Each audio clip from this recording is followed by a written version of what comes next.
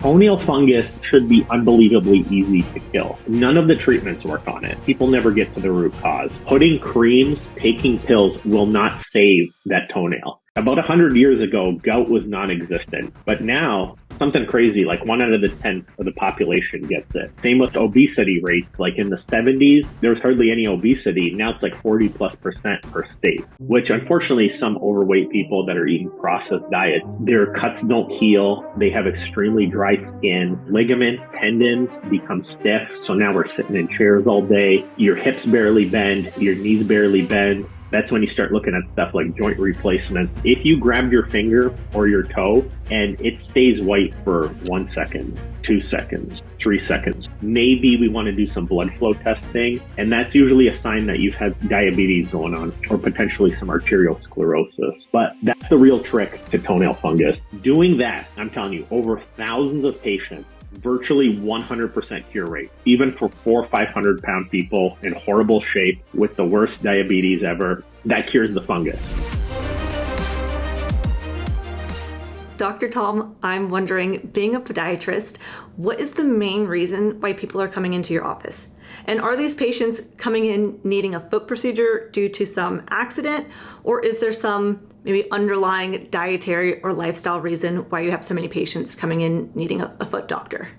You'd think with the foot, it would be low stress, but I've since found out that's not the case because I've had to amputate like 1,000+ appendages, unfortunately. So there's a lot of stress to it, but I don't think I've amputated a single foot or toe from an accident. Actually, that's not true. There's a couple like lawnmower accidents and stuff, but virtually 99.9% is due to diabetes or blood flow problems. And I'll tell you, like there were days where I was doing it 10 times a week in the city and hospital I live in. It is so common. Even now when I go to the grocery store, for example, like, and you would never know that they lost a toe or something.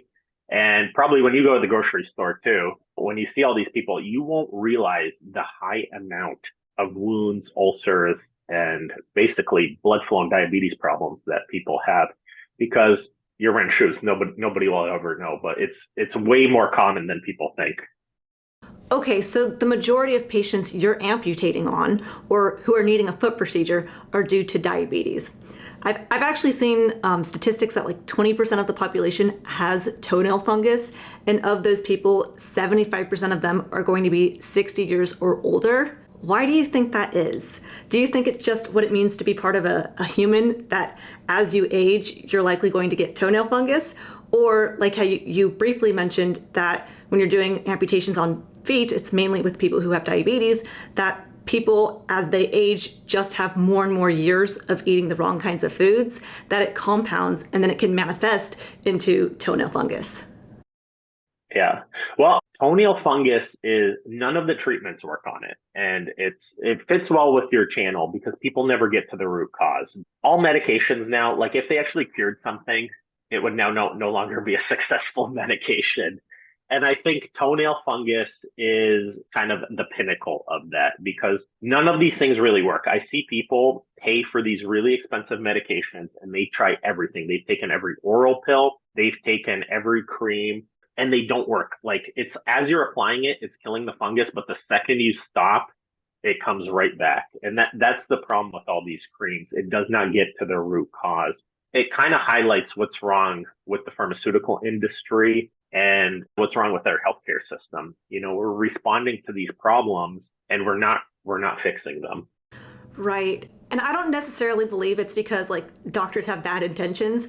I can just imagine it's significantly easier to give someone a prescription than to suggest to a patient like you have to permanently change your diet, as it just seems more unrealistic, especially nowadays, the way our world is set up and our society, to ask a patient to essentially go against the norm and ignore like 90% of the foods in the grocery store.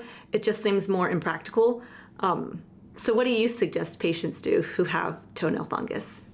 I'm going to give you 3 secrets. All 3 are easily addressable. You don't have to lose like 100 pounds. If you're somebody that's like, hey, I'm far away from being in perfect shape, you don't have to go lose like 100, 200 pounds. There are ways within about a month, you can get 95+% improvement within 1 month if you do these 3 things. But let's start with diet. So in my top 3 countdown here, Fungus loves sugar. And the thing is, fungus should be unbelievably easy to kill. The problem is fungus live where your blood vessels can't reach. On the bottom of your foot and your toenails, you have thick skin and your toenails don't have blood vessels growing through them. Specifically, all these things worsen when you have diabetes. Your skin gets drier, it gets thicker, and your small little blood vessels called capillaries don't penetrate out into that toenail or thick skin. Kind of the long-term solution is basically fixing your diet so that you don't have that thick, dry skin, so that your blood vessels do penetrate. So you're absolutely right. But I know it's depressing if you were like when patients come in, they're like 300 pounds and they're like, man, I'm not going to lose weight fast enough to, be able to go to the beach, for example. So the real trick is number two. The reason people have thick skin on your big toes, on the bottom of your foot, is a lot of pressure on your feet. So a lot of times thick calluses, there's thick, chunky layers of skin built up there where blood vessels do not penetrate. So the simplest, easiest thing is do foot soaks, foot baths, pumice stones, foot peels, moisturize it. So the bigger secret than diet is, even though diet's unbelievably important, the number two secret in the countdown is you have to exfoliate that thick, dry skin. And that doesn't mean you don't need a razor blade. Don't do anything dangerous. That's always my disclaimer. But soften it up. You can use Vaseline. You can use coconut butter, probably stuff you have in your house right now. It's going to soften that skin up right away. And you could use a pumice stone. You could walk on sand. You could do a million things, but that dry skin very quickly falls apart. And not to get too far into the weeds here, but you have 5 layers of skin. So 3 are kind of like on your face, and they're your soft, gentle skin. But on your foot and on the palms of your hand, 90% of that is dead layers of skin where your blood vessels don't penetrate, and that's where fungus lives. So you can exfoliate about 90% of that skin and you will not bleed, nothing will hurt, and now your fungus has nowhere to live. So that is the real big secret, understanding that you have that 90% layer of skin buildup that now has no blood vessels.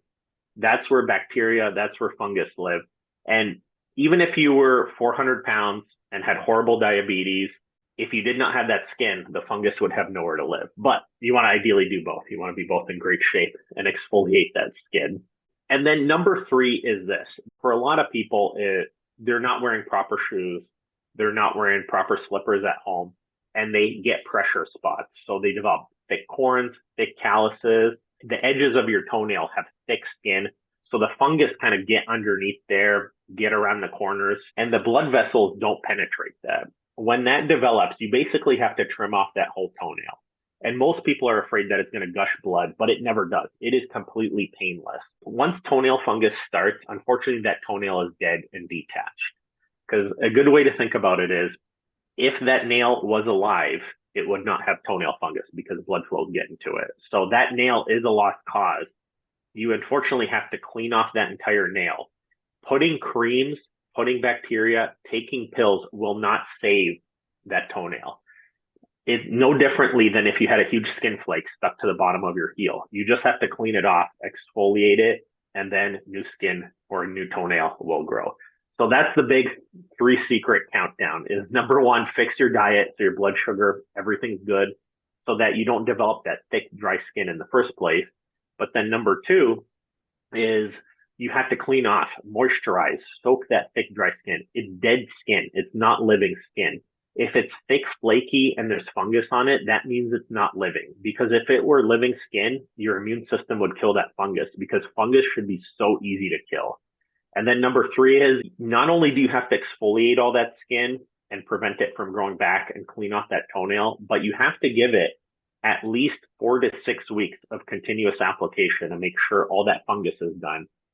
Doing that, I'm telling you, over thousands of patients, virtually 100% cure rate, even for 400 or 500 pound people in horrible shape with the worst diabetes ever, that cures the fungus. But that person still has to get healthier, But that's the real trick to toenail fungus. And it pretty much works every single time. Whereas on the other hand, you could take these medications for the rest of your life And if you don't exfoliate, clean that skin, or eventually correct your diet, it will never work. What does correcting your diet mean to you? A good way to think about it is if you haven't checked your blood sugar ever, that is something that's very important to do. There's something called the continuous glucose monitor.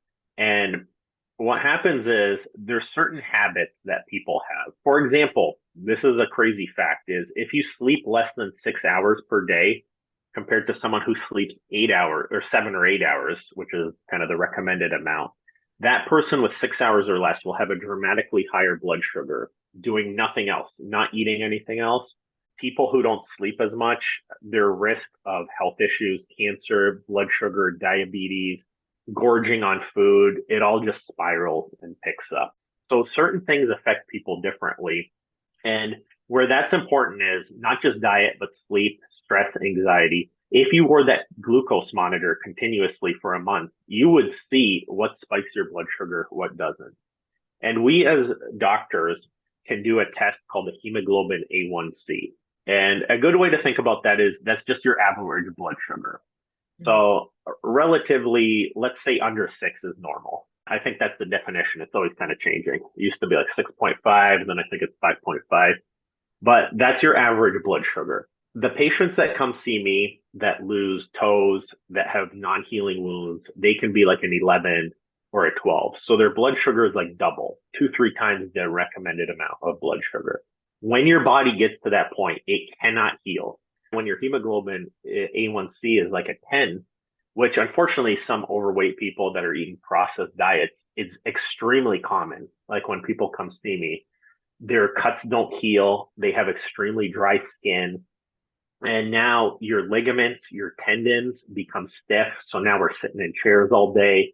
Your hips barely bend, your knees barely bend. That's when you start looking at stuff like joint replacements, all this kind of stuff. So most people are eating all these bad foods. Anything that's packaged is a bad food. Eat meat, eat vegetables, avoid anything prepackaged. So the majority of our basically, like as a foot doctor, another thing I see too is not just diabetes, but gout. About 100 years ago, gout was non-existent. But now, like something crazy, like 1 out of 10 of the population gets it. Like I was just looking at a chart where our average calorie intake in the 1950s was like 2,500 calories per day. Now it's like over 4,000 for the average person. Same with like obesity rates. Like in the 70s, there was hardly any obesity. Now it's like 40+% per state. It's just so easy to get these simple, delicious carbs in packaged foods that are cheaper than ever. You know what's crazy? I was just like researching this too. I remember when I was a kid, my parents would always say, like, there's someone starving in Africa. But even now in Africa, they're eating way too many calories, you know? I was looking at the numbers in Africa, but like in the last 2 decades, their calories have shot up like a rocket. Or like India, China, like these are countries where you think people are going hungry, but the pre-diabetes rate in China after COVID is like 40+% now. I think they're the highest in the world. Like everybody's getting pre-diabetes, everybody's getting diabetes. It's just so easy to make these simple pre-packaged foods now. So I guess that's the bad foods. That's what's really changed in society. And I agree. I think that the biggest culprit for driving disease is the processed junk foods. And oftentimes nowadays we seem to overcomplicate what to eat and wanting to always make sure we're eating the perfect diet. And I think, of course, some people, they may want to avoid dairy, or they're not going to do as well with eggs, or certain fruits and veggies aren't going to agree with them. But for the majority of people, just don't eat processed junk foods as much as you can, and you'll be in much better shape. There's also a few supplements I think people could benefit from as well. But what do you think about supplements, and are there any you recommend that your patients take? In order, the most important things that I recommend patients take: vitamin D. The deficiency rate is unbelievably high. They just did a meta-analysis where they looked at 308 papers in the last 2 decades, and 78% deficient around the world. They tested, I think, 9 million people between all the studies, and 78% of them were deficient. And that's pretty much everywhere across the world. Number 2, magnesium, very easy to supplement. And then number 3 is most likely protein. What you want to do is, number one, either get it from diet, but most people are not. So taking a scoop or two of like a whey isolate, that really helps out with that. And you're not getting your protein intake. Your muscles just drop off a cliff and you feel fatigued, tired, and you can barely move. So I would say those three for sure are probably the most important top three. There's a lot more you could take, but I'll leave it at that top three. Just to add on, as far as the best food sources of vitamin D, it's going to be wild-caught salmon, sardines, and cod liver oil. Now that said, there's a great Dr. Berg video where he goes over how much food people would need to consume in order to get 5,000 IUs of vitamin D, which 4,000 to 5,000 IUs is a pretty good minimum amount for most healthy people. And then if someone's trying to overcome an autoimmune disease or a sickness, they may want to go upwards of 10,000 IUs of vitamin D a day. Just to give some perspective on how much food I would need to consume to get 5,000 IUs of vitamin D, this whole bag of Costco salmon is 3 pounds. I would have to eat 2.5 pounds of salmon a day to get 5,000 IUs of vitamin D. I'd have to consume 25 cans of sardines a day to get 5,000 IUs of vitamin D. I'd have to eat 125 eggs a day to get 5,000 IUs of vitamin D. So it's really hard to get enough vitamin D from just food alone. And the easiest way to get vitamin D is to just go out in the sun for 10 to 12 minutes a day or supplement. Seriously, only just 10 to 12 minutes of sun exposure can get that 5,000 IUs of vitamin D. So that's definitely the simplest way, or again, taking a supplement. I do both.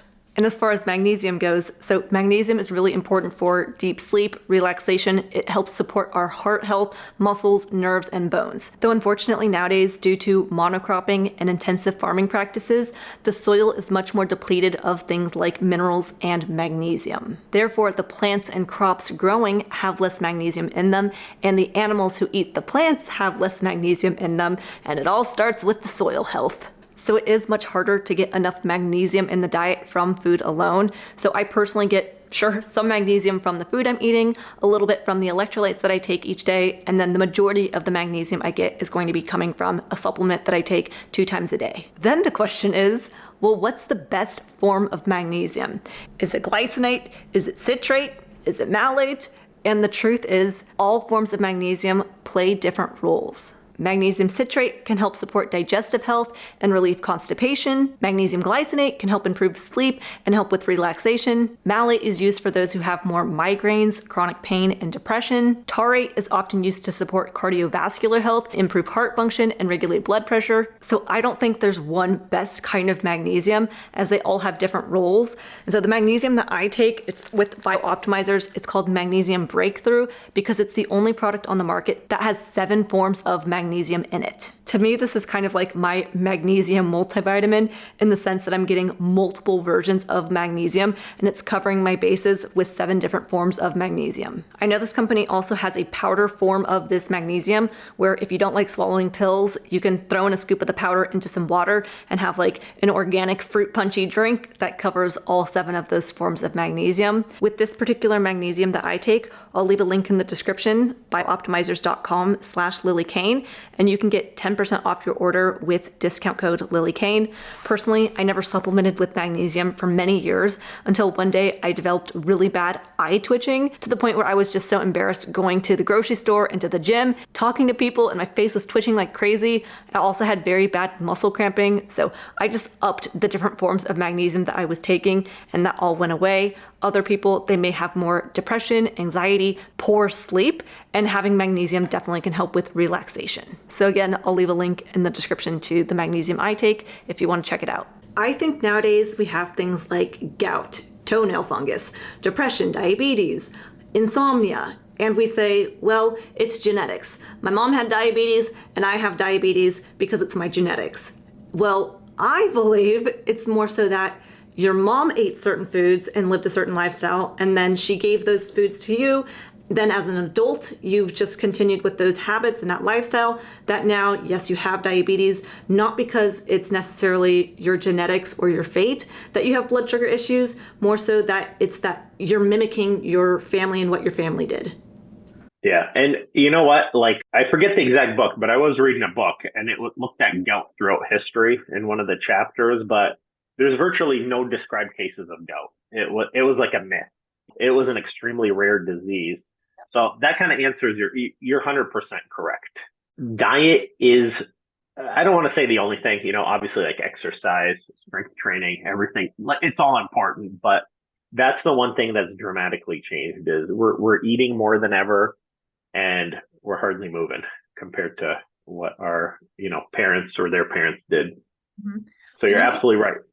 So we've talked about toenail fungus and gout being an indicator that someone may have blood sugar issues and blood flow problems, but what other signs and symptoms could people look out for that may be an indicator that they have prediabetes or diabetes?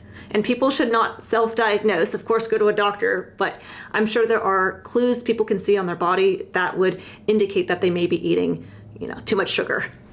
The single most common sign that you're going to see with diabetes is when you look at your hands and your feet, your skin, the terms we use are shiny, red, and atrophic. So some of the things that you start to see are your hair growth disappears. So, women might not have this, but men especially, you can have hair on your knuckles, on your toes. It quickly disappears as you start having diabetes and you start getting older. It's almost like you have smooth legs all the way up past your ankle because your blood flow just decreases. Your skin is very thin.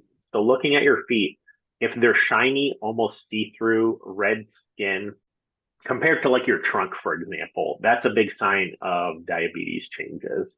You're more likely to get blisters.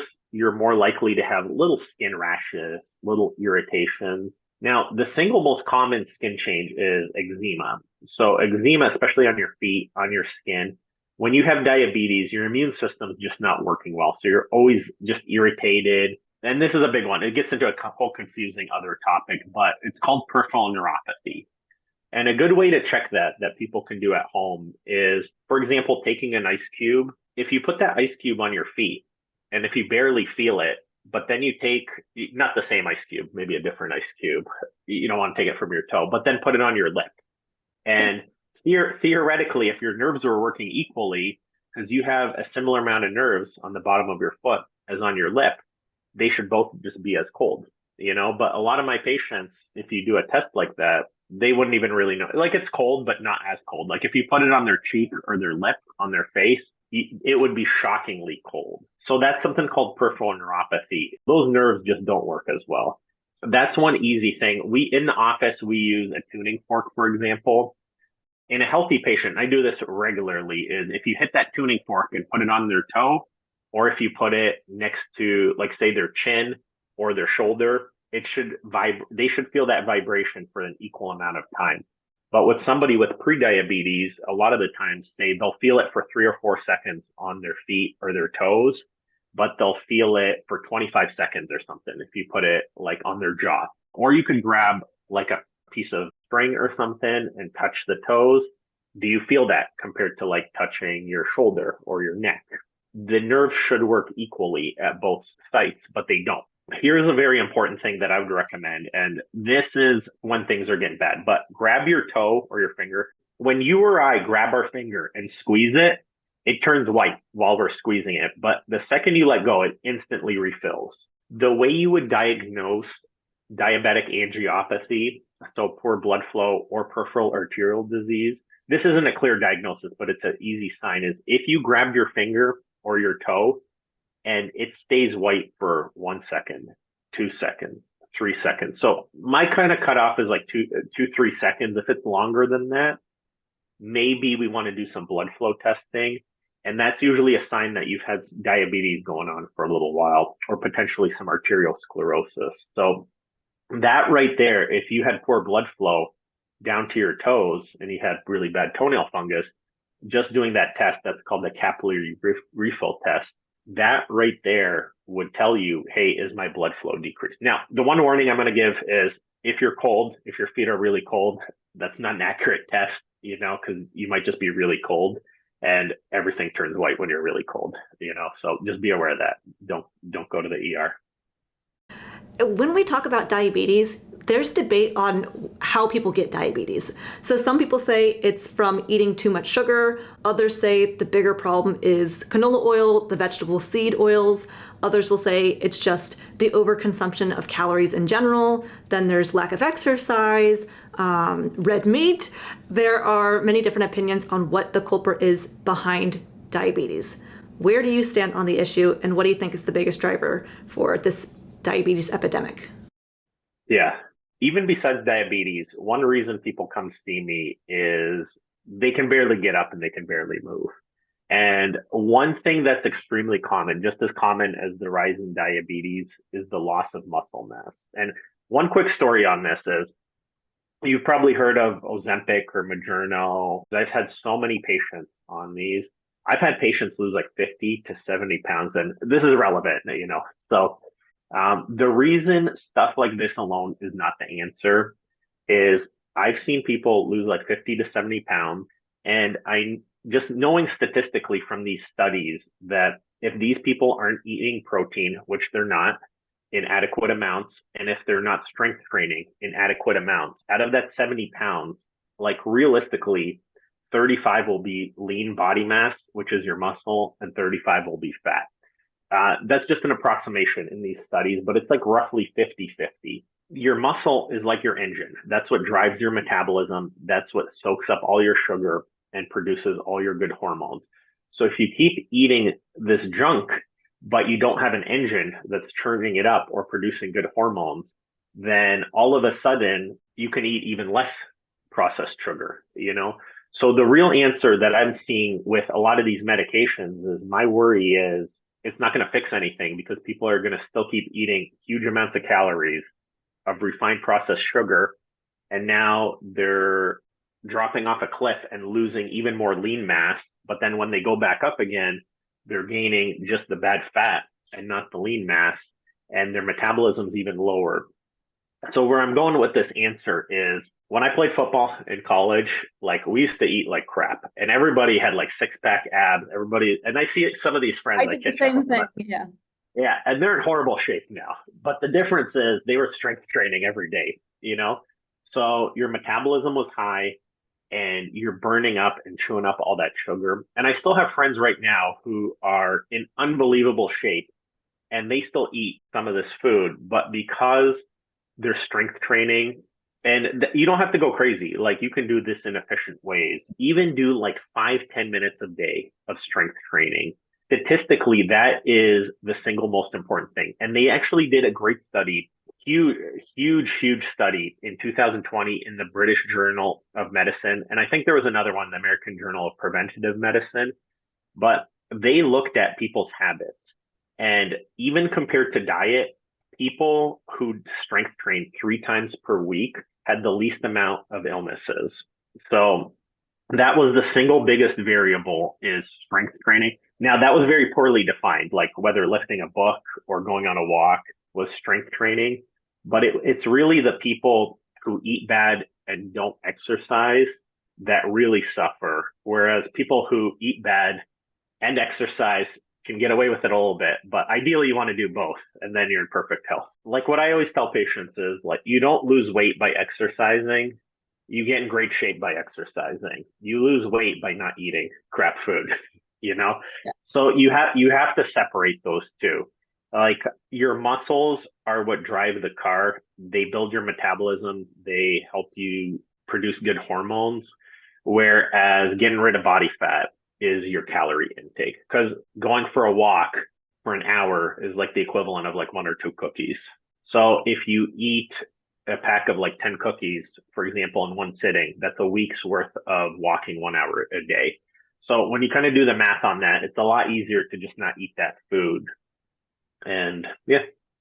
I like what you said about you don't lose weight exercising, you get in great shape exercising. Because if I have a client coming to me who wants to lose weight and I were to say, just go run on the treadmill for an hour, and then afterwards they went and ate a bunch of pizza, beer, and cookies, well, even though they went and exercised, they're still not likely going to lose weight. And so I'd argue diet is more important for someone's weight loss goals. Though at the same time, if someone's goal and reason for why they want to lose weight is because they want to be healthier, well, exercise is good for the heart, the brain, digestion, our bones, our organs, our depression, sleep, mood. It is good for so many things that I don't personally exercise because I want to lose weight. I get in body movement just because I want to be healthy. And that doesn't mean that people have to go to the gym to get in exercise. Any kind of movement that you like is going to be really beneficial to health and longevity. So Dr. Tom, what do you personally do to maintain your health? I think the big thing is when I get up in the morning, first thing I do is I have a gym in my house. So I try and do that every single morning. And I think from right there, you're playing with house money. So you're in great shape the rest of the day. You know, you feel really good. I would say this is kind of how I tell patients is in order, there's 5 important things. Number 1, the foundation is you have to do some type of strength training every day. And then number 2 is you want to get a little bit of cardio in. So going for a walk or doing whatever, you know, because strength training, you only need a couple minutes every day, you know, whether you're doing some air squats or some push-ups or wall push-ups or in your doorway, some pull-ups or, you know, leaning back and pulling yourself forward. You can work every muscle without any equipment very quickly, very efficiently. And there's so many guides on that out there. Then number 2, that cardio, going for that short walk, getting that blood flowing. Number 3 is you got to prioritize that sleep. I kind of feel, going back to what we were talking about, not only your blood sugar changes, but it's proven on your brain, it messes up your cravings if you're not sleeping well. So do your best to prioritize that sleep. Then diet, of course, is number 4, very important. But again, if you're not sleeping, you're going to gorge on cookies and stuff because you're going to act like a lunatic, you know, if you're sleep deprived. And then number 5, after all those, supplements are number 5. You can find Dr. Tom Biernacki on Facebook and his popular YouTube channel, Michigan Foot Doctors, and on TikTok at Dr. Tom Biernacki. If you're in Michigan and you have a foot problem, go visit Dr. Tom. And if you enjoyed today's video, be sure to give it a thumbs up. Don't be silly, subscribe to Lillie, and I'll see you in the next one.